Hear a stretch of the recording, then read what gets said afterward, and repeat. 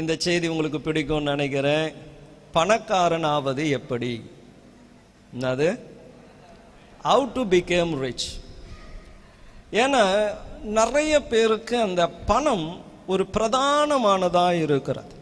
வாழ்கிறவர்களுக்கு அவர்கள் வாழ்வதற்கான ஒரு குறிக்கோளே என்னவென்றால் பணம் என்பது மையமாய் காணப்படுகிறது. ஆகவே இந்த நாளிலே பணம் என்ற காரியத்திலே உங்களுக்கு நான் பேச விரும்புகிறேன். லூக்கா சுவிசேஷம் 16ஆம் அதிகாரம் 13ஆம் வசனம். லூக்கா சுவிசேஷம் சாப்டர் 16 verse 13. ஆண்டவராகிய இயேசு கிறிஸ்து தனக்கு ஈடானதாய் பணத்தை ஒப்பிட்டு அவர் சொல்லுகிறார். 2 எஜமானர்கள், அதிலே ஒன்றில் தேவனை அவர் குறிப்பிடுகிறார், இன்னும் ஒன்றில் உலக பொருட்கள், ஆங்கிலத்திலே பிளைனா மணி என்று போடப்பட்டிருக்கிறது, பணத்தை அவர் குறிப்பிடுகிறார். அப்ப தேவனுக்கு நிகரானதாய் தேவன் பார்க்கிற ஒரு காரியம் பிசாசானவன் அல்லவே அல்ல. ஆனால் இந்த பணம் எப்படி இருக்கிறது என்றால் தேவனுக்கு சரிசமமாய் தன்னுடைய நிலைப்பாட்டை அது உருவாக்கி இருக்கிறது. இந்த நாளிலே கூட அநேகருக்கு பணமே தேவனாயிருக்கிறது. பணத்திற்காக எதையும் செய்ய துணிந்தவர்கள் இருக்கிறார்கள். There are people who do anything for money. நம்மெல்லாம் சொல்லி கேட்டிருக்கிறோம், கடவுளுக்காக நான் எதாச்சும் செய்வேன் என்று சொல்லி. அதெல்லாம் கொஞ்சம் சந்தேகமானது தான். நிறைய காரியத்தை நம்ம என்ன பண்ண மாட்டோம், கடவுளுக்காக செய்கிறது இல்லை, ஆனால் பணத்திற்காக செய்வோம். எத்தனை மணி நேரம், நைட்டு 1 மணி ஆகிடும், கொஞ்சம் நேரம் வெயிட் பண்ணுங்கன்னா 1 மணி நேரம் வரைக்கும் அந்த வீட்டு வாசலில் காத்துக்கினே இருப்போம். ஏன்னா இன்னும் கொஞ்சம் நேரத்தில் என்ன வந்துடும், பணம் வந்துடும். இந்த ஒரு வேலைக்கு நீ இவ்வளோ தூரம் போயிட்டு வந்தினா என்று சொன்னால் அவ்வளவு தூரம் பயணம் பண்ண சரீர பலவீனமாக இருந்தாலும் செய்வோம். ஏன்னா பணம் வந்துடும் என்று சொல். யாரை பார்க்க வேண்டும் என்றாலும் சரி, உங்களுடைய நேர் எதிரி, உங்களுடைய அழிவை விரும்புகிற ஒருவர் தான். ஆனால் பணம் என்று சொன்னால் அவருக்கு முன்னாடி கூட போயிட்டு ஒரு சிரிப்பு சிரித்து என்ன பண்ணுறோம், கையை கட்டி நின்றுடுவோம். எப்படியோ கையில் என்ன பண்ணுது, பணம் வந்துடுதே என்று சொல்லி. அப்போ for many people money has become god. அநேகருக்கு பணம் கடவுளாய் இருக்கிறது. ஆகவேதான் கர்த்தர் சொல்லுகிற 2 எஜமானன், அந்த வசனம் சொல்லுகிறது, எந்த ஊழியக்காரனும் 2 எஜமானனுக்கு ஊழியம் செய்யக்கூடாது. ஒருவனை பகைத்து மற்றொருவனை சிநேகிப்பான், அல்லது ஒருவனை பற்றி கொண்டு மற்றவனை அசட்டை பண்ணுவான். தேவனுக்கும் உலக பொருளுக்கும் ஊழியம் செய்ய உங்களால் கூடாத காரியம். ஹல்லேலூயா, ஹல்லேலூயா. ஆனால் இந்த பணம் நீங்கள் வாசிப்பீர்கள் என்றால் பிரசங்கியின் புஸ்தகம் 10ஆம் அதிகாரம் 19ஆம் வசனத்தின் கடைசி லைன் இவ்விதமாய் சொல்லுகிறது, பணமோ எல்லாவற்றுக்கும் உதவும். என்னவா? இது ஒரு ஞானியினுடைய ஒரு வெளிப்பாடு. அவனை போல ஞானி இருந்ததே இல்லை. அந்த ஞானி சொல்லுகிறான், அவனுடைய வயதான காலத்திலே சொல்லுகிறான், என்ன சொல்றான், பணம் எல்லாவற்றுக்கும் உதவும். உண்மைதான், உண்மைதான். பணம் இல்லாம பூமியில ஒரு காரியத்தை செய்யவே முடியாது. இன்னைக்கு காலையில் நீங்க சர்ச்சுக்கு வந்திருக்கிறீங்கன்னா கூட அதுல பணம் இருக்கிறது. நீங்கள் வந்த வண்டிகளுக்கு பெட்ரோல் போட பணம் அவசியம். நீங்கள் போட்டு இருக்கிற ஆடைகளை உடுத்த பணம் அவசியம். உங்கள் காலில் போடுற ஸ்லிப்பரை போட பணம் அவசியம். கையில் தூக்கிக்கின்னு வர்ற பைபிளுக்கு பணம் அவசியம். எந்த காரியத்தை செய்யணும்னாலும் பணம் இஸ் மஸ்ட். ஒரு காலத்திலே வீட்டில் ஒருவர் வேலை செஞ்சால் போதும், எல்லாரும் என்ன பண்ணலாம், நல்லா வாழலாம், சுகமாக இருக்கலாம். ஆனால் இந்த காலம் பணம் பிரதானமாக ஆனதினாலே, விலைவாசிகள் உயர்ந்ததினாலே, குடும்பத்தில் 5 பேரும் சேர்ந்து உழைத்தால் கூட வீட்டுக்கு என்ன பத்த மாட்டேங்குது, பணம் பத்துறதே இல்லை. அவ்வளவு பேருடைய பணத்தை ஒரே இடத்துல போட்டால் கூட அதில் கொஞ்சம் எடுத்து சேர்த்து வைக்கிறதுக்கு முடியவே இல்லை. அப்ப இந்த பணம் எல்லாவற்றுக்கும் அவசியம் என்று அறிந்திருந்தும் 1 தீமோத்தேயு 6:10 இவ்விதமாய் பவுல் சொல்லுகிறார், பண ஆசை எல்லா தீமைக்கும் வேறாயிருக்கிறது. அப்ப இங்க பாருங்க, பணம் தேவை. இங்க இன்னும் ஒருவர் சொல்லுகிறார், இந்த பணம் தீமையானதை கூட செய்யும். அப்ப இந்த 2 வசனத்திற்கும் இடையே இருக்கிற ஒரே ஒரு வார்த்தை தான் அதுல நாம் குறிப்பிட்டு பார்ப்போம் என்றால் பண ஆசை. பணம் தப்பு இல்லை, பணம் வேணும், எல்லாருக்கும் வேணும். இவ்வளோ பெரிய சர்ச்சை மெயின்டைன் பண்ணணும்னாலே பணம் வேணும். இன்று ஃபேனு லைட்டு எல்லாம் எரிகிறது என்றால் இதற்கும் என்ன வேணும்? பணம் வேணும். இப்போ நான் மைக்கில் பேசி கொண்டு இருக்கிறேன், இதை நீங்கள் கேட்கணும் என்னாலும் பணம் வேணும்.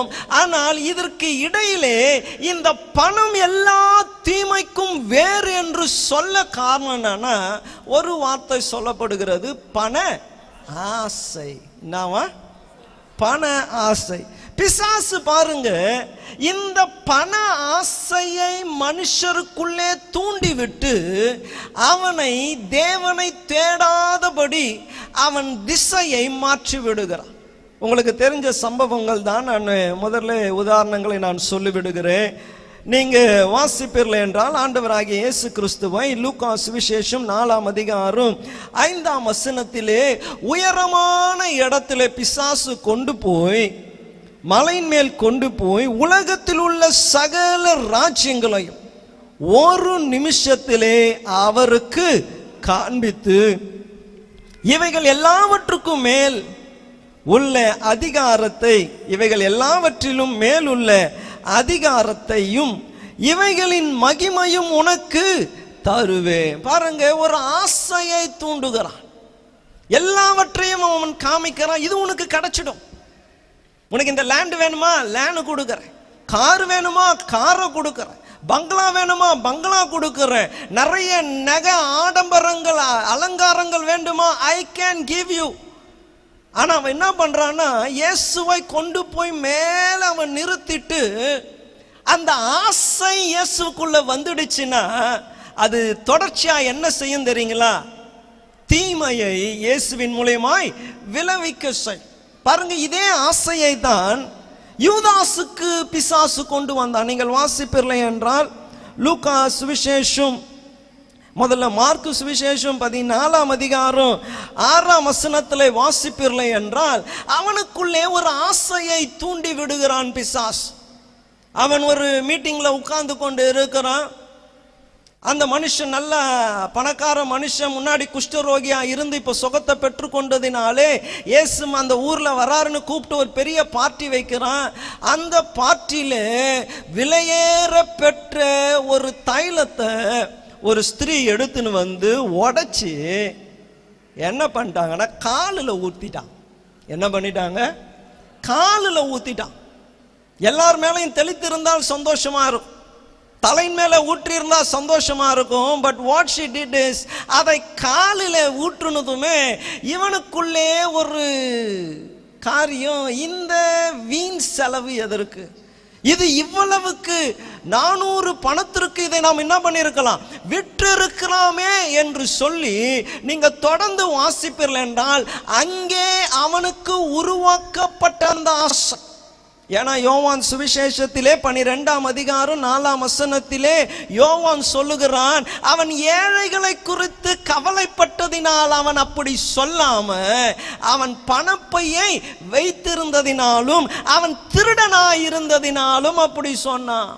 அப்ப அவனுக்குள்ளே பிசாசானவன் இந்த ஆசையை உண்டாக்கின பொழுது அந்த ஆசை என்ன பண்ணுச்சுன்னா, எல்லா தீமைக்கும் வேறாய் இயேசுவை காட்டி கொடுக்க ஒரு வாய்ப்பு வந்தபோது கொஞ்சமும் தயக்கம் இல்லாமல் இயேசுவை காட்டி கொடுத்தான். ஹல்லேலூயா, ஹல்லேலூயா. நிறைய குடும்ப சண்டைகள் கூட பார்த்தீங்கன்னா இந்த பணத்தினால தான் ஆரம்பிக்கும். எதில் ஆரம்பிக்கும்? எதில் ஆரம்பிக்கும்? பணத்தில் தான். நீங்கள் பிரச்சனைகள் அப்படியே நோட்டம் பட்டு பட்டு பட்டு பார்த்தீங்கன்னா அண்ணன் தம்பிக்குள்ளே இருக்கிற சண்டை பார்த்தா கூட எங்கே தான் ஆரம்பிக்கும்? மணி. குடும்பத்தில் கணவன் மனைவிக்குள்ளே வருகிற சண்டைக்கு கூட பிரதானமான ஒரு பங்கு எங்க வருதுன்னா பணம் தான். பணம் இல்லையே, பணம் இல்லையே, பணம் இல்லையே, இதுல தான் சண்டை உண்டாகிறது.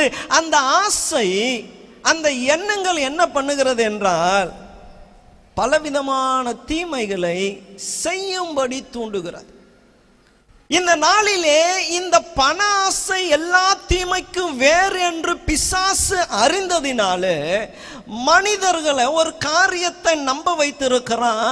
பணம் இல்லாம ஒண்ணுமே நடக்காது. என்னது, நீங்க எல்லாம் அப்படிதான் நம்புறீங்க? பணம் இல்லைன்னா ஒண்ணுமே நடக்காது. ஏன்னா அது உண்மை இல்லைனா, ஆக்சுவலா அது உண்மை இல்லை. பிசாசானவனுக்கு தெரியும் அந்த ஆசை என்ன பண்ணும் தெரியுங்களா? ஆசை என்ன பண்ணும்? எல்லா தீமைக்கும் ஆரம்பமா இருக்கும் என்று. அந்த ஆசையை நீங்கள் பெற்றுக்கொள்ளத்தக்கதாய் அவன் ஒரு விதையை விதைக்கிறான். பணம் இல்லைன்னா பூமியில வாழவே முடியாது. பணம் அவசியம். நான் ஒரு உதாரணத்தை சொல்லுகிறேன். யோசேப்பை ஒரு வேலையிலே சேர்க்கிறான். அந்த வேலையினுடைய பெயர் என்னன்னா அடிமைத்தனம். இந்த அடிமைகளாக இருக்கிறவர்களுக்கு கிடைக்கக்கூடிய ஒரே காரியம் என்னன்னா தங்கும் வீடும் சாப்பிட்ற சாப்பாடு மாத்திரம்தான். சம்பளம் கையில் கொடுக்க மாட்டான். வேலைக்காரன் அல்ல யோசேப்பு. யோசேப்பு யாரு? அடிமை. அவனுக்கு ஏர்னிங் இல்லை. ஒரு சம்பாத்தியத்தினாலே அவன் உயர்ந்தவன் இல்லவே இல்லை. உண்மைதானே நான் சொல்லுறது? உண்மைதானே சொல்லுறது? எவ்வளவு உயர்ந்தான் அவன்? எவ்வளவு உயர்ந்தான் அவன்? தேசத்திலே ராஜாவுக்கு அடுத்த ஸ்தானம் வரைக்கும் உயர அவன் கையில 10 காசு இல்லை. இதுக்கெல்லாம் ஆமீன் சொல்லலாம். ஏன்னா நம்ம நினைக்கிற காரியம் பணம் இருந்தால் இப்படி வாங்கி இதை கட்டி இதை செய்து இப்படி பண்ணி நான் இந்த அளவுக்கு உயர்ந்துடுவேன் என்ற ஒரு நினைப்பை அவன் வைத்திருக்கிறதுனாலே இன்னைக்கு உங்களுக்கு 2000 ரூபாய் வேலைக்கு வந்தால் என்று சொன்னால் இங்க இருக்கிறதுல அநேக பேர் வந்திருக்க மாட்டீங்க. ஏன்னா பிசாசு ஒரு விதையை விதைத்து வைத்திருக்கிறான். பணம் தான் எல்லாவற்றுக்கும் நமக்கு வேணும். we need money. என் பிள்ளைய படிக்க வைக்கணும், டாக்டர் கிட்ட கொண்டு போகணும், இடத்த வாங்கணும், நான் கொஞ்சம் கொஞ்சமா சேர்த்து வைக்கிறேன். பணம் தான் என்று அவன் நம்ப வைத்ததினாலே கர்த்தர் தான் என்ற அந்த நம்பிக்கை நம்ம விட்டு என்ன பண்ணிடுச்சு? மாறி பணத்தின் மேலே நம்மளுடைய நம்பிக்கை இருக்கிறது. நான் சொன்னதை போல பாருங்க, தாவீதை எடுத்துக்கொள்ளுங்களேன், தானியேலை எடுத்துக்கொள்ளுங்களேன், ஷாத்ராக் மேஷாக் ஆபேத்நேகோவை எடுத்துக்கொள்ளுங்களேன், ஒன்றுமில்லாதவர்கள். எலியா என்ற தீர்க்கதரிசியை எடுத்துக்கொள்ளுங்களேன், கேரித்து ஆற்றங்கரையில தங்கியிருந்தவர், சாப்பாடுக்கு பஞ்சத்திலே கஷ்டப்படுகிற விதவி வீட்டை தேடி போனவர், ஒன்றுமே இல்லாத மனுஷன். ஆனா அந்த மனுஷனுடைய உயர்வு எவ்வளவு பெருசு தெரியுங்களா? ராஜா அவனை பார்த்து பயந்த ஒரு மனுஷனா இருந்தான். இன்னைக்கு மனுஷர்கள் பயப்படணும்னா பெரிய கார்ல வரணும். இன்னும் சொல்லணும்னா கிறிஸ்தவ வட்டாரத்திலே பெரிய ஊழியக்காரர் என்று சொல்லணும்னா அவர் ஊழிய அனுபவம் பெற்றவராக இருக்க வேண்டிய அவசியம் இல்லை. அவருக்கு பணம் இருக்கும். பணம் இருந்தா யார் அவரு? பெரிய ஊழியக்காரர். பணம் இருந்தா யார் அவரு? கள்ள உபதேசத்தை செய்தாலும் அவர் சொல்லுறது சரிதான் என்று ஆமாம் போடக்கூடிய நிறைய கூட்டத்தினர் அவர்களிடத்தில் இருக்கிறாங்க. பணம் இருக்கணும். பணம் இருக்கிறவர்கள் சபைக்குள்ளே எடுத்துக்கொள்ளுங்களேன், ஸ்தானத்தில் இருக்கிறவங்க யாருன்னு பாருங்க, பணம் இருக்கிறவங்களா இருப்பாங்க. பொறுப்புடையவங்க யாரா இருக்கிறாங்க பாருங்க. குடும்பத்தில் கூட ஒரு கல்யாணம் ஒரு காரியம் என்று சொன்னா யார் இடத்துல போய் ஆலோசனை கேட்பாங்கன்னு பாருங்க, பணம் இருக்கிறவனா இருக்கணும்.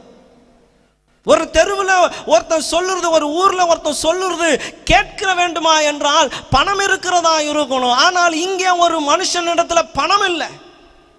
ஆனால் தேசத்தை ஆளுகிற ராஜா அவனை பார்த்து பயந்தான். ஹல்லேலூயா, ஹல்லேலூயா.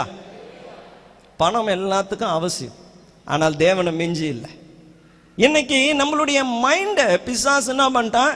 டைவர்ட் பண்ணிட்டான். நான் போன குடும்ப ஆராதனையில் கூட சொன்னேன்.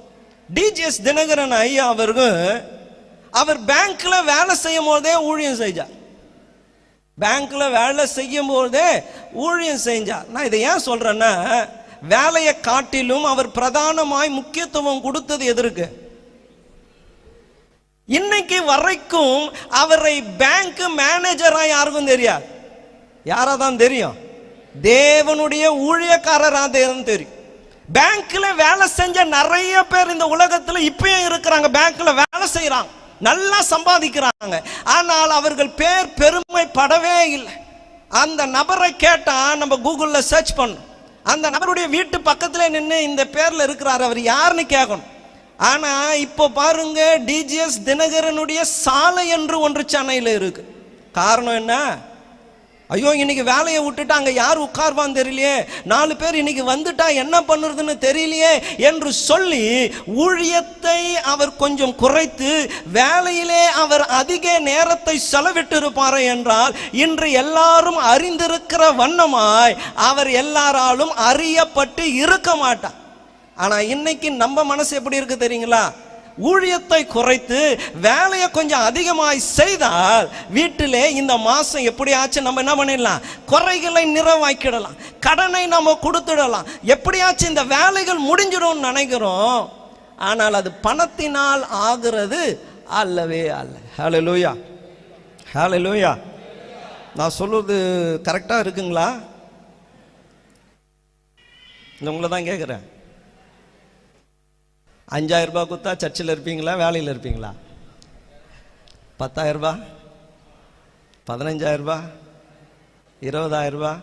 பாருங்க, ஒலிம்பிக்கில் ஒருத்தன் ஓடுறாங்க, ஞாயிற்றுக்கிழமை அவன் ஓட வேண்டும் என்னதுனால ஒலிம்பிக்கில் போய் நிற்கிறதுக்கு எவ்வளவு கஷ்டமா இருக்கும். ஒலிம்பிக்ல போய் அவன் தேசத்தை நிலைநிறுத்துறதுக்கு ஒருத்தன் போய் நிற்கிறான். ஆனால் அவன் ஞாயிற்றுக்கிழமை என்னதுனால என்ன பண்ணலாம், ஓடல. அவன் ஞாயிற்றுக்கிழமை ஓடாதனால தான் நான் இன்னைக்கு பேசினுக்கிறேன் அவனை பத்தி. ஓடி இருந்தானா எத்தனை பேர் ஓடி இருக்கிறான், எவ்வளோ பேர் ஞாயிற்றுக்கிழமை ஓடி இருக்கிறாங்க, அவங்கள பத்திலாம் இல்லை. பாருங்க, அந்த ஜெமிமா ரோஜர்ஸ் ஆச்சரியமா இருக்கு. அவங்கள அந்த செமிஃபைனல்ல குவாலிஃபை மேட்ச் ஆடுறாங்க, தேங்க்யூ ஜீசஸ்ன்னு ஒரு வார்த்தை சொல்லிட்டான். அடுத்த மேட்ச்சில் பார்த்தா 34 பாலுக்கு வெறும் 24 ரன் அவுட்டு. கமெண்ட் போடுறாங்க, வேர் இஸ் யுவர் ஜீசஸ்? நேத்தான சொன்னேன், நான் நிற்கிறதுக்கு காரணம் நீ சும்மா நில்லு, நான் உனக்கா யுத்தம் செய்வேன்னு ஏசு சொன்னார். நான் சும்மா நின்னு சொன்னியே, இன்னைக்கு 34 பால்ல 24 ரன் தான் ஆச்சு. ஜீசஸ் எங்க இப்போ? ஜீசஸ் தூங்க போயிட்டாரான்னு ஒருத்தன் கேட்டிருக்கிறான், டூரிஸ்ட் போயிருக்கிறாரான் கேட்டிருக்கிறான், எவ்வளவோ பண்ணியிருக்கிறான். அவங்க பார்த்தீங்கன்னா ஃபேஸ்புக்கில் ட்விட்டரில் எல்லாம் பார்த்தீங்கன்னா கர்த்தரை மகிமைப்படுத்தி, அவங்களுக்கு அந்த ஸ்தானம் முக்கியம் இல்லை. ஆனால் ஒரு நாள் தேவனுக்கு போதுமானதாக இருந்தது. கர்த்தருக்கு முக்கியத்துவம் கொடுத்ததினால் ஒரு நாள் போதுமானதாக இருந்தது. அவங்க கேப்டனுக்கு கிடைக்காத பேரும் புகழும், அவங்களுடைய துணை தலைவருக்கு கேப்டனுக்கு கிடைக்காத பேரும் புகழையும் தேவனை சார்ந்திருந்த ஜெமிமா ரோஜருக்கு கர்த்தர் கொடுத்தார். ஹல்லேலூயா. காரணம் என்ன? அவங்க சொல்கிறாங்க, ஒரு பேட்டியில் சொல்கிறாங்க, எங்கள் வீட்டில் நாங்கள் 3 பேர், 2 அண்ணன், 2 பசங்க, நான் ஒரு பொண்ணு. நாங்கள் விளையாடலான்னு போனால் எங்கள் அம்மா சொல்லுவாங்க, ஃபஸ்ட்டு ப்ரே தென் ப்ளே. என்னவா? ஃபஸ்ட்டு ப்ரே தென் ப்ளே. எங்கள் வீட்டில் அவங்க பேட்டியில் அவ்வளோ தெளிவாக சொன்னாங்க, என்ன இப்படி தான் வளர்த்தாங்க. முதல்ல ஜபம், அப்புறம்தான் விளையாட்டு.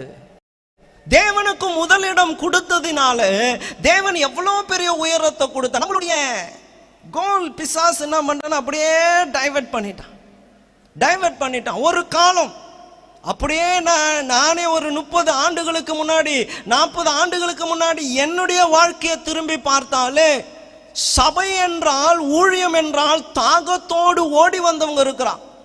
பேய் ஓட்டணும்னா ஐயா ஒரு ஆள் ஓட்டிடலாம்.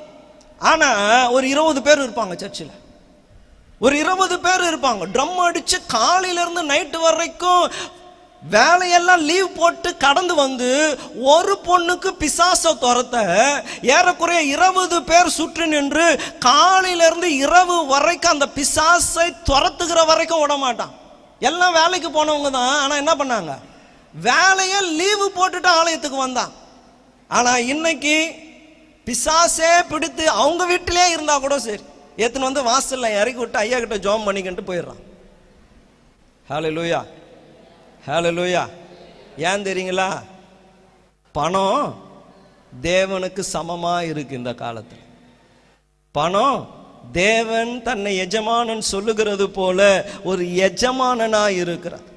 அது வேலை வாங்குது, நீங்க வேலை செய்றீங்க. எப்ப நினைச்சாலும் உங்களை வேலை வாங்க முடியும் இந்த பணத்தினால். எந்த வேலையும் உங்களை செய்ய வைக்க இந்த பணத்தினால முடியும். ஆனால் இன்று நான் உங்களை உற்சாகப்படுத்துகிறேன், என்ன பண்ணாதீங்க, பணத்தை பார்க்காதீங்க.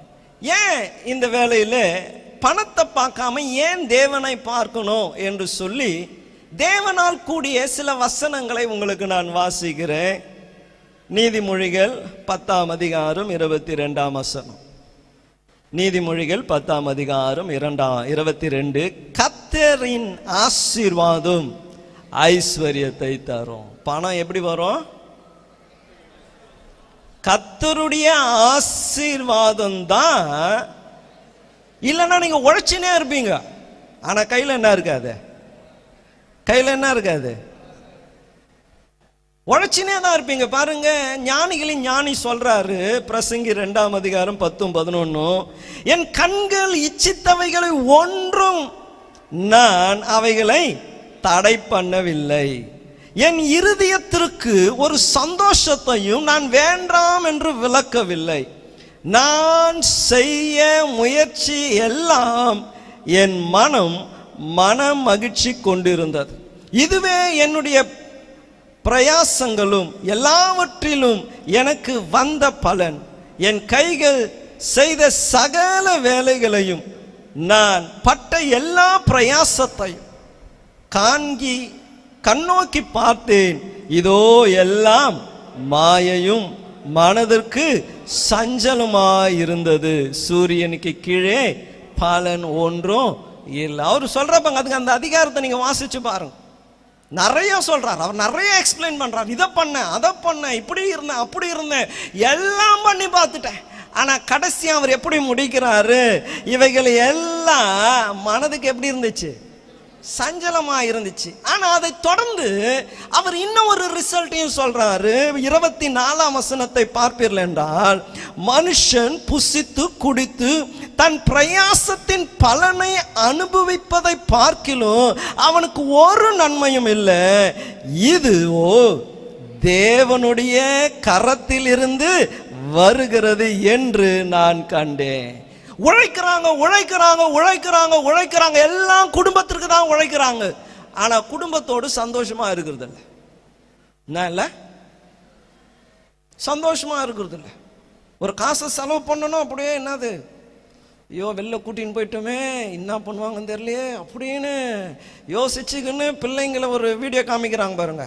குழந்தைய கூட்டின்னு போயினே இருக்கிறாங்க. ஷாப்பிங் மாலில் டாய் ஷாப் இருந்ததுமே கண்ணை மூடி அப்படியே தூக்கிக்கின்னு அடுத்த ஷாப்பாண்ட போய் வச்சு கண்ணை திறந்து விடுறது போல பிள்ளைங்களை கூட்டின்னு போயிட்டு கடை இருக்கிற இடத்துல வண்டி பிரேக்கே ஆகாது. கடை இல்லாத வனாந்திரத்திலே எங்கன்னா தான் போனா என்னது பிரேக் அடிச்சு பிள்ளைங்களுக்கு காமிக்கிறது. என்னன்னா அது மன சஞ்சலம், போராடுறாங்க, எப்படியாச்சும் சம்பாதிச்சணும், சேர்க்கணும், எல்லா பிரயாசங்களும் பட்டு மனசுக்கு அது என்ன கொடுக்கல, மன மகிழ்ச்சியா கொடுக்கல. 24 மணி நேரம் உழைக்கிறிய, 10 வருஷமா உழைச்சிய, 20 வருஷமா உழைச்சிய, என்னத்தை கண்ட நீ? ஒண்ணுமே இல்லையே. ஐயா ஓட்ட சைக்கிள்ல வந்தாராங்க, சொல்லி இருக்கிறார்ல. இப்ப எங்க இருக்கிறாரு? இப்ப எங்க இருக்கிறாரு? எங்க இருக்கிறாரு? உங்களை தான் கேட்கிறார். அதான் சாட்சி. எங்க இருக்கிறாரு பாருங்க. நம்மளுடைய கண்கள் பணத்தை பார்க்கவே கூடாது. ஐயா ஒரு சாட்சி சொல்லி இருக்கிறார். ஐயாவும் அவருடைய தகப்பனாரும் அவங்க தம்பியும் ஒரு இடத்துல போய் தங்கி இருந்தாங்களாம், வெளிநாட்டுல. அந்த நபர் ஆயிரக்கணக்கான ஏக்கருக்கு சொந்தக்காரர். அப்ப அந்த இடத்துல இவங்க 3 பேரும் தங்கி இருக்கிறாங்க, ஆயிரக்கணக்கான ஏக்கருக்கு சொந்தக்காரர். ஒரு நாளிலே அந்த நபர், அந்த வெள்ளைக்காரர் ஐயாவை மட்டும், அவங்க அப்பாவையும் கூப்பிடல தம்பியும் கூப்பிடல, ஐயாவை மட்டும் கூட்டிக்கின்னு வண்டியில் கொஞ்சம் தூரம் போனார். அவருடைய தோட்டத்திலே கொஞ்சம் தூரம் போயிட்டு நிறுத்திட்டு சொன்னாராம், ஒரு ஸ்தாபனத்தை இந்தியாவில் ஆரம்பிக்கணும், நான் எவ்வளோனா பணம் கொடுக்குறேன். இயேசு என்னது, ஒன்லி ஜீசஸ், இயேசு மாத்திரமே என்ற ஒரு உபதேசத்திலே நீ ஒரு ஸ்தாபனத்தை ஆரம்பிச்சா எவ்வளவுனா நான் கொடுக்குறேன் பணத்தை. நீ இந்தியாவுக்கு போ, ஒன்லி ஜீசஸ், இயேசு தான், பிதாவும் இல்லை பரிசுத்த ஆவியானவரும் இல்லை, இயேசு மாத்திரம்தான் எல்லாமே என்று சொல்லி நீ ஒரு ஊழியத்தை ஆரம்பி என்று சொல்லி பாருங்க. பிசாசானவன் வனாந்திரத்திலே இயேசுவை தூண்டினது போல தலைமை போதகரையும் பிசாசு என்ன பண்ணியிருக்கிறான், பணம் கொடுக்குறேன் பணம் கொடுக்குறேன், உனக்கு பணத்துக்கு தானே அமெரிக்காவுக்கு வந்திருக்கிறேன், நான் பணம் கொடுக்குறேன், ஆனால் நீ என்ன பண்ணணும், இயேசு மாத்திரம்தான் நீ உபதேசம் பண்ணு. இங்கே நான் உனக்கு ஞானஸ்தானம் கொடுக்குறேன், இயேசுவின் நாமத்தில் நான் ஞானஸ்தானம் கொடுக்குறேன், பிதா குமாரன் பரிசுத்த ஆவியில இயேசுவின் நாமத்தில் ஞானஸ்தானம் கொடுக்குறேன். நீ போனா ஐயா சொன்னாரா, முடியாது. இருக்கிறது அவருடைய ஊரில், இருக்கிறது அவருடைய காம்பவுண்டில், அவர் தான் தங்க வச்சு சாப்பாடு போட்டுன்னு இருக்கிறாரு. அவர் என்ன சொல்கிறாரு, பணம் கொடுக்குறேன். ஆனால் ஐயா என்ன சொன்னார், ஐயா கண்டி பணம் வாங்கின்னு வந்திருந்தார் வச்சுங்க, எங்களெல்லாம் நடு ரோட்டில் விட்டுருப்பார். பணம் வாங்கின்னு வந்திருந்தார்னா ஆமாம் நடு ரோட்டில் நின்று இருந்துரும். சரியா பாருங்க, வேதம் சொல்லுகிறது, உண்மை உள்ள மனுஷன் பூர்ணமான ஆசீர்வாதத்தை பெறுவான். ஹல்லேலூயா, ஹல்லேலூயா. அப்போ வேதம் சொல்லுகிறது பாருங்க, பணம் எங்க இருந்து வருதுன்னா கர்த்தருடைய ஆசீர்வாதமே ஐஸ்வர்யத்தை தரும். அங்கேயே அவர் புல் ஸ்டாம்ப் வைக்காம என்ன சொல்றாரு, இதனோடு வேதனையே கூட்டா, வேதனையே கூட்டா. பணம் வருது, ஆனா பணத்தோடு வேதனையும் வருது. 1000 ரூபாய் வந்துச்சு, அப்பா சோதரனா, அப்பா காலில் அடிபட்டுச்சப்பா அப்படின்னு குழந்தை வருது. ஹாஸ்பிட்டலுக்கு கூட்டின்னு போனால் 1100 ரூபான்றான். 1000 ரூபாய் அவன் எடுத்துன்னு போய் மேலே என்ன பண்ண வேண்டியது, என்னடா இது, இப்போ இதுக்கு வேற நம்ம எக்ஸ்ட்ரா வேலை செய்யணுமா? ஆனால் அதே பிரசங்கி சொல்றார், அதை அனுபவிக்க கூடியதை யார் தருகிறார் என்றால் கர்த்தரால் வருகிறது. ஹல்லேலூயா. இவ்வளவு பணம் வச்சிருக்கிறோம், இந்த வீடு இருக்கு, நல்ல மனைவி பிள்ளைங்க கொடுத்துருக்கிறாங்க, நல்ல வாகனம் இருக்கு, இதையெல்லாம் சந்தோஷமாய் அனுபவிக்க கூடியது தேவனிடத்திலே இருக்கிறார். இன்னைக்கு எதை தேடுறீங்க நீங்க? இன்னொரு எஜமானனும் இருக்கிறான், எந்த எஜமானனுக்கு வேலை செய்றீங்க? வேஸ் அதுதான் சொல்றார், ஒருவனை பகைச்சு ஒருவனுக்கு ஊழியம் செய்வீங்க. இன்னைக்கு யாரை பகைச்சு யாருக்கு ஊழியம் செய்றீங்க? பணம் பணம் பணம் பணம் பணம். பழமொழியே சொல்றாங்க, பணம் 10 செய்யும் சொல்லுவாங்க. பணம் என்றால் பணம் கூட வாய் தரகமா, பணம் பாதாளம் வரைக்கும் பாயும், அப்படியே சொல்லினே போலாம், பணம் பணம் பணம்னு. ஆனா பணத்தினால நிம்மதியை கொடுக்க முடியாது, சந்தோஷத்தை கொடுக்க முடியாது. வச்சிருக்கிற அந்த பொருளே என்னன்னு நம்மளுக்கு சில நேரங்களில் தெரியாது. வீடு ஃபுல்லா பொருள் இருக்கு, ஆனா பிரயோஜனம் என்னன்னு தெரியவே தெரியாது. அதுல ஒரு மகிழ்ச்சி கூட இருக்கா? இன்று நான் உங்களை உற்சாகப்படுத்துகிறேன், கர்த்தரிடத்திலிருந்து ஆசீர்வாதம், கர்த்தருடைய ஆசீர்வாதம் ஐஸ்வர்யத்தை கொண்டு வரும். 1 நாளாகமும் 29ஆம் அதிகாரம் 11 12 வசனம். 1 நாளாகமும் 29ஆம் அதிகாரம் 11 12. கர்த்தாவே, மாட்சிமையும் வல்லமையும் மகிமையும் ஜெயமும் மகத்துவமும் உம்முடையவைகள், வானத்திலும் பூமியிலும் உள்ளவைகள் எல்லாம் உம்முடையவைகள். கர்த்தாவே, ராஜ்யமும் உம்முடையது, தேவரீர் எல்லாவருக்கும் தலைவராய் உயர்ந்திருக்கிறீர், ஐஸ்வர்யமும் கனமும் உம்மாலே வருகிறது. மறுபடியும் எல்லாம் வாசிப்போமே, ஐஸ்வர்யமும் கனமும் உம்மாலே வருகிறது, தேவரீர் எல்லாவற்றையும் ஆளுகிறீர், உம்முடைய கரத்தின் சத்துவம் வல்லமையும் உண்டு, எவரையும் மேன்மைப்படுத்தவும் பலப்படுத்தவும் உம்முடைய கரத்தினாலே ஆகும். மறுபடியும் அந்த லைனை வாசிப்போமே, எவரையும் மேன்மைப்படுத்தவும் பலப்படுத்தவும் உம்முடைய கரத்தினாலே ஆகும். ஹல்லேலூயா, ஹல்லேலூயா. எவரையும் பாருங்க. இன்னொரு வசனம், 1 சாமுவேல் 2ஆம் அதிகாரம் 7ஆம் வசனம். அன்னாள் ஜெபிக்கும் பொழுது அவங்க சொல்றாங்க பாருங்க, கர்த்தர் தரித்திரம் அடைய செய்கிறவரும் ஐஸ்வர்யம் அடைய செய்கிறவருமாயிருக்கிறார், அவர் தாழ்த்துகிறவரும் உயர்த்துகிறவருமானவர். அவர் சிறியவனை புழுதில் இருந்து எடுத்து எளியவனை குப்பையில் இருந்து உயர்த்தி அவர்களை பிரபுக்களோடு உட்காரவும் மகிமை உள்ள சிங்காசனத்தை சுதந்தரிக்கவும் பண்ணுகிறார். பூமியின் அஸ்திபாரங்கள் கர்த்தருடையவைகள், அவரே அவைகளின் மேல் பூச்சக்கரத்தை வைத்தார். ஹல்லேலூயா, ஹல்லேலூயா. பாருங்க, நம்ம நினைக்கிற காரியம் சம்பாதிச்சுட்டா பெரிய ஆளா இல்ல, சம்பாதிச்சுட்டா. ஆனா வேதம் எவ்வளவு தெளிவாய் கர்த்தர் ஜனங்கள் அறியும்படி அப்போத்துல இருந்தே சொல்லின்னு இருக்கிறார். பிசாசு ஜனங்களை வஞ்சிச்சுக்கினே இருக்கிறான், வஞ்சிச்சுக்கினே இருக்கிறான். அவன் பல வகைகளிலே டிசீவ் பண்ணினே இருக்கிறான். பணம் பணம் பணம் பணம் பணம் வேணும் தான், ஆனா பணம் முதலிடம் இல்லை. நம்மளுடைய எஜமானன் கர்த்தர் ஒருவர் மாத்திரமே. ஹல்லேலூயா. அவன் சொல்றாங்க பாருங்க, கர்த்தர் தரித்திரம் அடைய செய்கிறவரும் ஐஸ்வர்யம் அடைய செய்கிறவருமாய் இருக்கிறார். ஹல்லேலூயா. அப்ப பணம் வேணும்னா யாரால தான் கொடுக்க முடியும்? யாரால தான் கொடுக்க முடியும்? ஆமா, அது தொடர்ந்து சொல்றாரு பாருங்க. அவர் சிறியவனை புழுதில் இருந்து எடுத்து எளியவனை குப்பையில் இருந்து உயர்த்தி அவர்களை பிரபுக்களோடும். எவ்வளவு ஒரு உயர்! சொன்னது போல யோசேப்பை யோசித்து பார். ஒண்ணும் இல்லாத ஒருவன் தான், அடிமை. இன்னும் சொல்லணும்னா இருக்கிறதுலயே கேவலமான கேஸ் அவன் மேல. கேவலமான ஏதோ ஒரு பொண்ணு கையை பிடிச்சி இழுத்தான்னா பரவாயில்ல, எஜமானனுடைய மனைவி கையை பிடிச்சி இழுத்துருக்கிறான். அந்த பொம்பளை கிட்ட போய் தப்பா நடந்திருக்கிறான்னு தான் அவன் மேல கேஸ். அப்படின்னா அவனோடு கூட ஜெயில இருக்கிறவங்க எல்லாம் அவனை எப்படி பார்த்துருக்கணும்?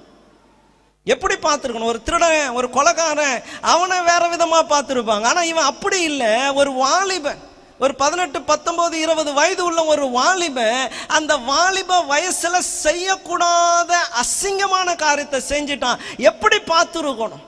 ஆனா உயர்வு அவங்க எல்லாம் சுத்தி இருக்கிறவங்க பார்த்ததினால வரல. உயர்வு கர்த்தரால தான் வரும், கர்த்தரால தான் வரும். பார்த்தவன் எப்படி பார்த்தானோ, என்ன பேசினானோ. ஆனா ஒரு நாளிலே அங்கே ஃபாரோன் சொல்லுகிறார், நீ என்ன சொல்றியா அதுதான்பா.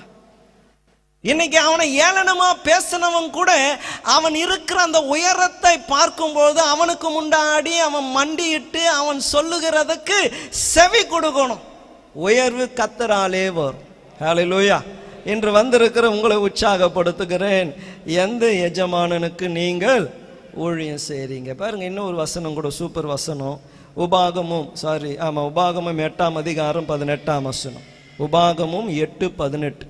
உன் தேவனாகிய கர்த்தரை நினைப்பாயாக, அவரே உன் பிதாக்களுக்கு ஆணையிட்டு கொடுத்த தம்முடைய உடன்படிக்கையை உறுதிப்படுத்தும்படி இந்நாளில் உனக்கு உண்டாயிருக்கிறது போல ஐஸ்வர்யத்தை சம்பாதிக்கிறதற்கான பலனை உனக்கு கொடுத்து இருக்கிறவர். ஹல்லேலூயா, ஹல்லேலூயா. எல்லாம் உங்க உழைப்பு நினைச்சிட்டீங்களா? நீங்க டெய்லியும் காலைல நான் வேலைக்கு போறேன், நான் தான் சம்பாதிக்கிறேன், நான் தான் வீட்டை நடத்துறேன். ஒரு ஃபீவர் வந்தா போதும், என்னது ஒரு வாரம் ஆஃபீஸுக்கு லீவு தான், கொஞ்சம் கால் வலி வந்தா போதும். ஆனால் வேதம் சொல்லுது பாருங்க, இந்நாளில் உனக்கு உண்டாயிருக்கிறது போல ஐஸ்வர்யத்தை சம்பாதிக்கிற பலன் உனக்கு கொடுக்கிறவர். ஹல்லேலூயா. அதனால தான் இன்று நான் உங்களை உற்சாகப்படுத்துகிறேன். பிசாசனுடைய அந்த மைண்ட் செட்டை விட்டுட்டு உங்க மைண்ட் செட்டை எங்க திருப்புங்க? கர்த்தர் மேல திருப்புங்க, கர்த்தர் மேல திருப்புங்க. பணம் தான் என்று நினைக்காதீங்க. நீங்க சம்பாதிக்கிற எத்தனை லட்சமோ எத்தனை ஆயிரமோ அதை அனுபவிக்க கூடியதை உங்களுக்கு அனுகிரகமாய் பண்ணி கொடுக்கிறவர் தேவன் மாத்திரம்தான். அவ்வளோ லட்சம் இருந்தும் சில நேரங்களில் என்ன இல்லை, நிம்மதி இல்லை என்று நான் உங்களை உற்சாகப்படுத்துகிறேன். அப்ப இந்த ஐஸ்வர்யத்தை பெற்றுக்கொள்ள நாம் என்ன செய்ய வேண்டும் என்று ஒரு 5 காரியத்தை சொல்லி நான் டக்குன்னு முடிச்சிடுறேன், டைம் ஆயிடுச்சு. முதலாவதாக தெரிஞ்ச வசனங்கள் தான் மத்தேயு சுவிசேஷம் 6ஆம் அதிகாரம் 33ஆம் வசனம். முதலாவது தேவனுடைய ராஜ்யத்தையும் அவருடைய நீதியும் தேடுங்கள். Give first preference to Jesus. இயேசுவுக்கு முதலிடம் கொடுங்க. உங்க வேலையா இருந்தாலும் சரி, வியாபாரமா இருந்தாலும் சரி, படிப்பா இருந்தாலும் சரி, குடும்பமா இருந்தாலும் சரி, இருக்கிற சூழ்நிலையிலே வேலைக்கு முதலிடம் கொடுத்துட்டு இயேசுக்கு 2வது இடம் கொடுக்காதீங்க. முதல்ல என்ன கொடுங்க? ஆமா, நான் இது போன சண்டே பேசியிருந்துருக்கணும் போல இது. அப்ப நிறைய பேர் நேற்று வந்திருப்பீங்க. முதல்ல யாருக்கு எங்க முதலிடம் கொடுங்க? இயேசுவுக்கு முதலிடம் கொடுங்க. வேதம் அதுதான் சொல்லுகிற. நீ தேடினால் இவைகள் எல்லாம், நீ தேடுகிறது, நீ விரும்புகிறது, இவைகள் எல்லாம் உனக்கு கூட கொடுக்கப்படும். ஒரு வீட்டில் இருந்தால் நல்லா இருக்குமே, நல்லா சாப்பிட்டா நல்லா இருக்குமே, நல்லா உடுத்துனா நல்லா இருக்குமே. மனுஷனுடைய அந்த பேசிக் நீடு, அவனுக்கு இருக்கிற தேவைகளை தேவன் கூட கொடுப்பாரா? எப்பொழுது? ஆமா, தெரிஞ்ச வசனம் தான். சங்கீதம் 34 சங்கீதம் 10 சிங்க குட்டிகள் தாட்சி அடைந்து பட்டினியா இருக்கும், கர்த்தரை தேடுகிறவர்களுக்கோ. இன்னைக்கு காலையில குறையோடு வந்து உட்கார்ந்து இருக்கிறீங்களா? பாக்கெட்டு காலியாகுதா? என் பாக்கெட் எப்பயும் காலியாக தான் இருக்கும், ஆனால் நிறைவாகவே இருக்கிறேன். நான் இப்போ கூட பர்சத்துக்கு அப்படி போட்டேன்னா யாருன்னா எடுத்துன்னு போகலாம். கார்டெல்லாம் உள்ளகுது, ஆனால் ஒன்றுத்துலையும் காசு இல்லை, ஆனால் குறையும் இல்லை. பாருங்கள், அதுதான் நிறைவு. குறையும் இல்லை. ஐயோ இல்லையேன்னு சொல்லி உட்காந்துக்குன்னு ஐயோ காசு இல்லையே காசு இல்லையே அப்படிலாம் புலம்புற ஆளே இல்லை. ஒவ்வொரு நாளும் நான் சொன்ன பாருங்க ஆச்சரியங்கள். ஒரு நாள் ஒருத்தர் வந்து கதவை தட்டினார். சொன்ன, நான் இது சர்ச்சில் நிறைய காட்டேஜ் பிரிவில் சொல்லியிருக்கிறேன். எடுத்துன்னு வந்து ஒரு கவர் எடுத்துன்னு வந்து அப்படி வச்சார். வச்சுட்டு அவர் போயிட்டார். நானும் கவர் எடுத்து ட்ராயரில் போட்டேன். அப்புறம் என் துணைவியார் வந்தாங்க, கவர் எடுத்து கொடுத்தேன். காணிக்கை கொடுத்துட்டு போயிருக்கிறாங்க. எவ்வளோ என்னன்னு எண்ணி பார்த்தா 50,000 ரூபாய். ஹல்லேலூயா, ஹல்லேலூயா. உங்கள் சர்ச்சிலையும் கோடீஸ்வரர்கள் இருக்கிறாங்க. ஹல்லேலூயா. 50,000 ரூபாய். இந்த 50,000 ரூபாய் எதுக்கு தெரியுங்களா? என் தேவை ஒன்று இருந்தது. என் மகளுக்கு லேப்டாப் வாங்கணும். அவங்க சொல்கிறாங்க 2 நாளில் வேணும். யாருக்கெல்லாம் ஸ்பான்சர்ஷிப் இல்லையோ அவங்களுக்கெல்லாம் பே பண்ணவங்களுக்கு காலேஜிலே கொடுத்துட்றாங்க ஃப்ரீயாக. நம்ம ஸ்காலர்ஷிப்பில் இருக்கிறதுனால நம்ம தான் வாங்கணும்ன்ட்டு ஐயா ஒரு லேப்டாப் வச்சுருவா. சூப்பர் லேப்டாப், டச் ஸ்க்ரீன் தான். ஆனால் ஐயா இப்போ யூஸ் பண்ணுறது இல்லை. அவன் நான் எத்தனை போய் கூட்டா, இல்லை இதெல்லாம் வேண்டாம், எங்கள் ஃப்ரெண்ட்ஸுங்கெல்லாம் வச்சுன்னு இருக்கிறது போல், எங்கள் காலேஜில் எல்லாம் யூஸ் பண்ணது போல், அது போல தான் வேணும்.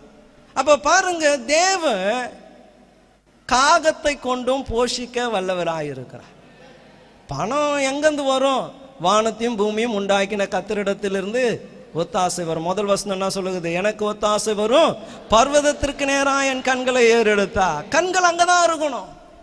தேவனுடைய ராஜ்யத்தையும் அவருடைய நீதியும் தேடுங்க, அப்பொழுது இவைகள் எல்லாம் உங்களுக்கு கூட கொடுக்கப்படும் என்று உங்களை உற்சாகப்படுத்துகிறேன். Seek God. 2வதாக honor God. கர்த்தரை கனப்படுத்தணும். என்ன பண்ணணும்?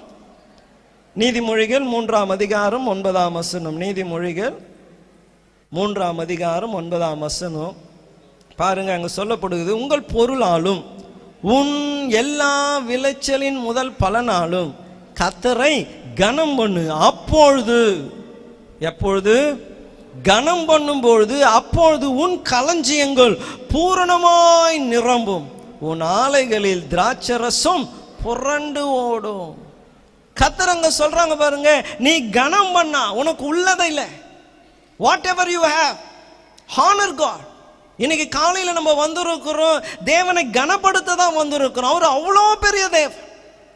வானம் அவரது சிங்காசனம், பூமி அவருடைய பாதபடி. ராஜாக்களை தள்ளி ராஜாக்களை ஏற்படுத்துகிற தேவன், தேவர்களுக்கெல்லாம் தேவனும் கர்த்தர்களுக்கெல்லாம் கர்த்தருமாய் இருக்கிறவர். அவ்வளோ பெரிய உன்னதமானவர். அவரை கனப்படுத்த வந்திருக்கிறோம். ஆனால் சிலது நமக்குரியதை நம்ம கர்த்தருக்கு கொடுக்கிறதே இல்லை. அவரை தொழுது கொள்ளுகிறவர்கள் முழு பலத்தோடும், சத்தமா ஒரு அல்லேலூயா சொல்வோமே. இப்ப முழு பலத்தோடு ஒரு அல்லேலூயா சொல்வோமே. அப்ப போன வாட்டி எவ்வளவு போய் பேசிக்கிறீங்க. அப்ப கொடுக்கும்போது நம்மளுக்கு என்ன வரல? ஃபுல்லா வரல. சரி, இது முழு பலம் நம்மளுக்கு தெரியுது. ஆனா முழு ஆத்மா, முழு ஆவி, தேவனை துதிக்க, தேவனை கனப்படுத்த சத்தம் நாங்க கேட்டுட்டோம். உங்களுக்கு இருந்த பலத்துல நீங்க சொல்லிட்டீங்க, நல்லா கையை தட்டுறீங்க, எங்க கண்கள் பாக்குது. ஆனா உங்களுடைய ஆவி எங்க இருக்கு? உங்க ஆத்மா எங்க இருக்கு? கர்த்தரை கனப்படுத்துதா? அப்ப பாருங்க, தேவன் ஐஸ்வர்யத்தை அவர் அப்படியே புரண்டோட செய்கிறார். புரண்டோட செய்கிறார். யாருக்கு என்றால், கர்த்தரை கனம் பண்ணுங்கள், அப்பொழுது உங்கள் களஞ்சியம் பூரணமாய் நிரம்பி உங்கள் ஆலைகளிலே திராட்சை ரசம் புரண்டோடும். It will flow. பாருங்க, அதே தான் மல்கியாவில் 3ஆம் அதிகாரம் 10ஆம் வசனத்தில் கர்த்தர் சொல்லுகிறார். கொடுக்கறதுல, கையில் நம்மளுக்கு கர்த்தர் கொடுத்திருக்கிற பணத்திலே, நம்மளுடைய ஆஸ்தியிலே, ஐஸ்வர்யத்திலே நம்ம அவர் என்ன பண்ணணும்? கனப்படுத்தணும். சொல்லுகிறது, என் ஆலயத்தில் ஆகாரம் உண்டாயிருக்கும்படி தஸ்ம பாகங்களை எல்லாம் பண்டகை சாலையிலே கொண்டு வாருங்கள். அப்பொழுது வானத்தின் பலகணிகளை திறந்து இடம் கொள்ளாமல் போகும் மட்டும் உங்கள் மேல் ஆசீர்வாதத்தை வர்ஷிக்க பண்ண மாட்டேனோ என்று அதனாலே என்னை சோதித்து பாருங்கள் என்று சேனைகளின் கர்த்தர் சொல்லுகிறார். ஹல்லேலூயா, ஹல்லேலூயா, ஹல்லேலூயா, ஹல்லேலூயா. கொடுக்கறது கூட பாருங்க, அப்ப கனம்தான். கொடுக்கறது கூட கனம்தான். இன்னைக்கு கொடுக்கறதுக்கு கூட நம்மளுக்கு மனசு இல்லை. சாரிபாத் விதவின் இடத்திலே வந்தபொழுது அந்த பொம்பளையே ஒருவேளை சாப்பாடுக்கு தான், ஒரே ஒரு அப்பத்தை சுடக்கூடிய மாவும் எண்ணம் தான் இருக்கிறது. ஆனால் கேட்டபொழுது தயக்கம் இல்லாம கொடுத்தான், தயக்கம் இல்லாம கொடுத்தாங்க.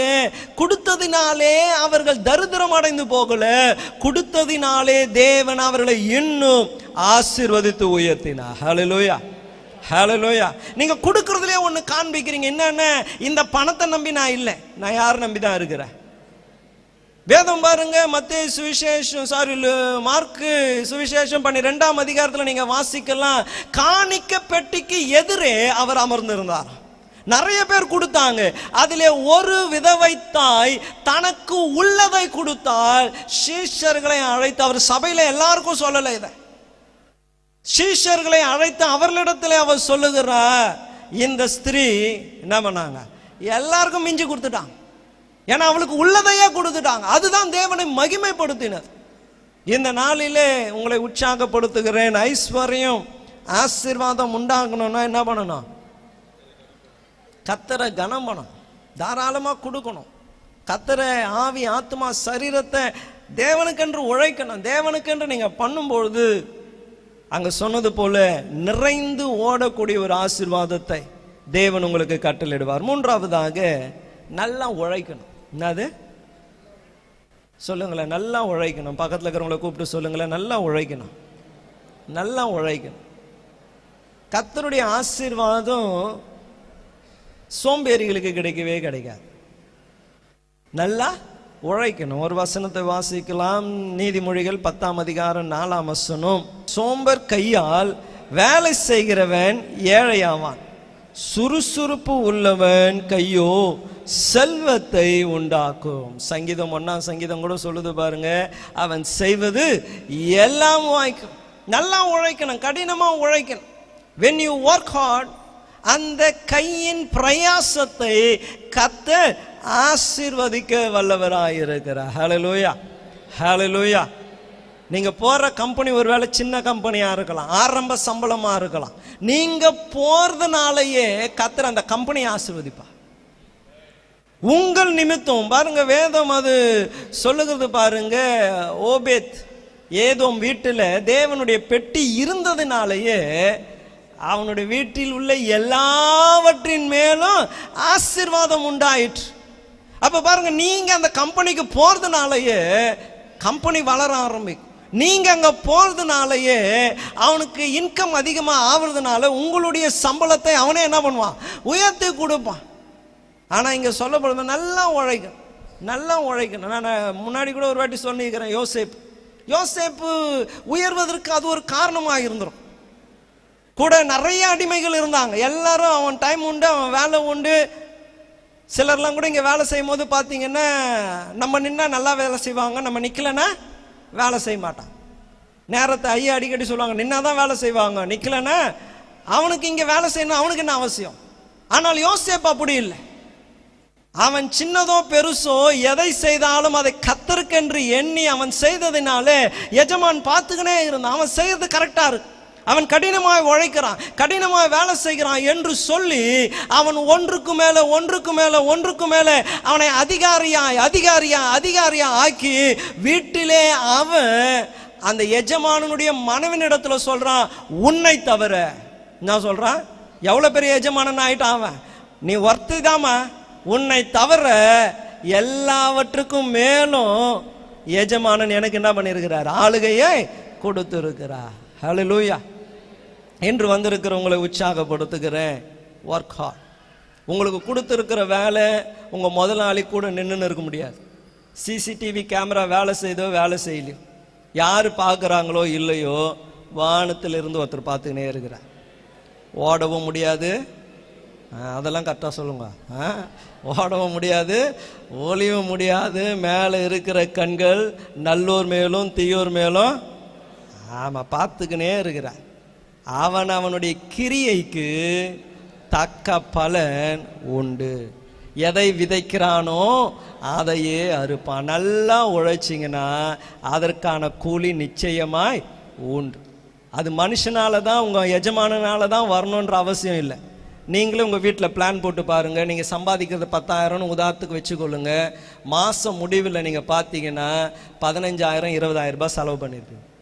பணம் யார் கொடுத்தான்னு தெரியாது, எப்படி இதை வாங்கினீங்கன்னு தெரியாது. நீங்கள் பட்ஜெட் போட்டு பார்த்தீங்கன்னா உங்களுக்கு எங்கே இருந்து எப்படி இருந்து இந்த செலவுகள் நடந்துச்சுன்னு தெரியவே தெரியாது. தேவன் ஆச்சரியமாய் நடத்தியிருப்பார். இங்கே இருக்கிறவங்களுக்கு கூட நிறைய பேருக்கு அந்த சாட்சிகள் இருக்கும். 4வதாக, நேரமானதினாலே 2 காரியத்தை டக்குன்னு சொல்லி நான் முடிச்சிடுறேன். Those who trust in the Lord, இயேசுவை விசுவாசித்தால் நன்மை உண்டு. இயேசுவை விசுவாசித்தால் ஐஸ்வர்யம் உண்டு. எரேமியா 17:7 எரேமியா 17:7. கர்த்தர் மேல் 7:8 கர்த்தர் மேல் நம்பிக்கை வைத்து கர்த்தரையே தன் நம்பிக்கையாய் கொண்டிருக்கிற மனுஷன் பாக்கியவான். அவன் தண்ணீர் அண்டையிலே நடப்பட்டதும் கால்வாய் ஓரமாய் தன் வேறுகளை விடுகிறதும் உஷ்ணம் வருகிறதை காணாமல் இலை பச்சையாய் இருக்கிறதும் மழை தாட்சியான வருஷங்களிலே வருத்தமின்றி தப்பாமல் கனி கொடுக்கிறதுமான மரத்தை போல் இருப்பான். ஹல்லேலூயா.